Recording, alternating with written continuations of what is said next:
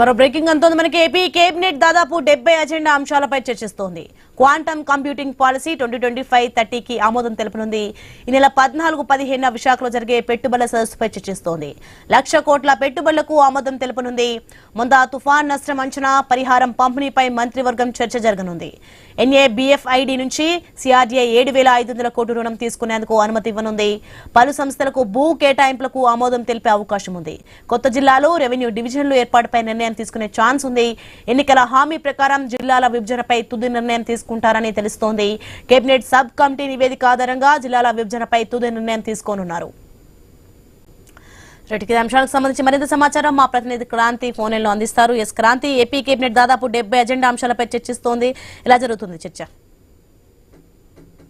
ఈ రోజు కేబినెట్ సమావేశం సుదీర్ఘంగా సాగే అవకాశం కనబడుతోంది. మొత్తం 69 అంశాల ఎజెండా తోటి కేబినెట్ లో చర్చ జరగబోతున్నారు. ముఖ్యంగా ఏదైతే 1,00,000 కోట్ల రూపాయల పెట్టుబడులకు కేబినెట్ ఆమోద ముద్ర వేసే అవకాశం కనిపిస్తా ఉంది. మోందా తుఫాను ప్రభావం పైన కూడా చర్చ జరుగుతోంది. ఇక CRDAకి సంబంధించి 7,500 కోట్ల రూపాయలు రుణం తీసుకునేందుకు కూడా కేబినెట్ ఆమోద ముద్ర వేసే అవకాశం కనిపిస్తోంది. మొత్తంగా CRDAకు 9,000 కోట్ల రూపాయల మేర రుణం తీసుకునేందుకు కేబినెట్ ఆమోదం తెలుపుతుంది. ఇక ముఖ్యంగా ఆంధ్రప్రదేశ్ రాష్ట్రం ప్రభుత్వం ప్రతిష్టాత్మకంగా తీసుకున్నటువంటి CII పెట్టుబడుల సదస్సు ఏదైతే ఉందో దానికి సంబంధించి క్వాంటమ్ చర్చ జరుగుతుంది. క్వాంటమ్ కంప్యూటింగ్ పాలసీ 25-30కి కూడా మంత్రివర్గం ఆమోద ముద్ర వేసే అవకాశం కనిపిస్తా ఉంది. ఇక సింగపూర్ ప్రభుత్వంతో ఆంధ్రప్రదేశ్ ప్రభుత్వ ఒప్పందానికి సంబంధించి కూడా ఈ రోజు జరిగేటువంటి కేబినెట్ లో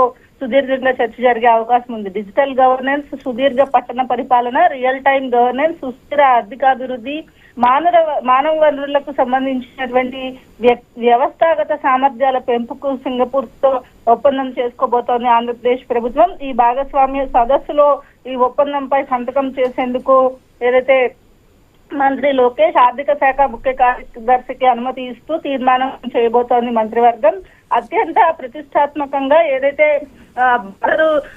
మంత్రివరంలో రవాణా శాఖకు గతంలో కేటాయించినటువంటి 1.60 ఎకరాల భూమిని ఇప్పుడు తెలుగుదేశం పార్టీ కృష్ణా జిల్లా శాఖకు కేటాయించేలాగా ఆమోదం తెలుపుతుంది మంత్రివర్గం. ఇక కృష్ణా జిల్లా పార్టీ కార్యాలయ నిర్మాణం కోసం భూమిని, పార్టీ కార్యాలయాలకు భూ కేటాయింపులకు సంబంధించినటువంటి ఉత్తర్వుల సవరణకు మంత్రివర్గం ఆమోదం తెలుపుతుంది. ఈ నిధులకు సంబంధించి 66 ఏళ్లకు పెరిగే అవకాశం కూడా కనిపిస్తుంది. ఇక తిరుపతిలో కూడా పార్టీ కార్యాలయానికి సంబంధించి ముఖ్యంగా ఏదైతే ఈ కేబినెట్ తర్వాత ఆ రాష్ట్ర రాజకీయాలపైన కూడా మంత్రులతోటి సీఎం చర్చించే అవకాశం ఉంటుంది.